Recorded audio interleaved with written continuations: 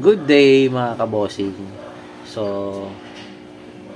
ito na naman, day 3 sa ating mini farm kay Leos Goldfish. Mas maganda to kasi pag-usapan natin dito kung bakit yung different tank natin. Mayroon tayong clear water saka green water. Same tank, same fish. Pero bakit ganito ang tubig? Magkatabi lang ang aquarium, pero magkaiba ang itsura ng tubig. Hindi ito basta dumi lang. Ito ay algae bloom. Kapag sobra ang ilaw at nutrients, dumadami ang algae at nagiging green water. Fish keeping is not perfection. It's about balance, observation, at tamang maintenance.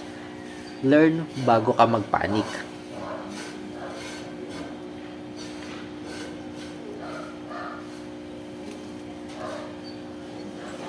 So, ano tayo?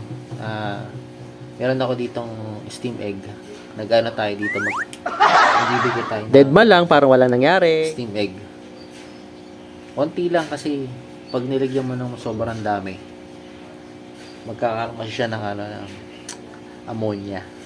Pag kasing gatong klase ng feeding sa steam egg, kailangan i-balance mo lang, huwag masyadong marami. Bakit magkaiba ang kulay ng tubig? Green water sa kanan. Ang sanhi, algae bloom. Sobrang dami ng microscopic algae. Direct sunlight. Nakalapit sa pader. Walang takip. Overfeeding. Sobrang nutrients. Ammonia, nitrite. Mahina o kulay ng filtration. Ang epekto, mukhang marami pero hindi agad delikado. Pwede pa rin mabuhay ang isda pero bumababa ang oxygen sa gabi. Clear bluish water sa kaliwang tank. Ang sanhi, mas kontrolado ang ilaw. Mas regular ang water change. Mas maayos na filtration. Mas kaunti ang nutrients sa tubig. Ang epekto, mas malinaw at stable ang water parameter. Mas madaling i-maintain. So, nakikita nyo, yan. Kapag nag-feed tayo, konting-konti lang talaga. Kasi, kapag yan ay nasosobrahan, mag-iiba yung balancing ng water nyo. Gusto ko lang sabihin nyo yung value. Natutunan nila ang totoong dahilan ng green water.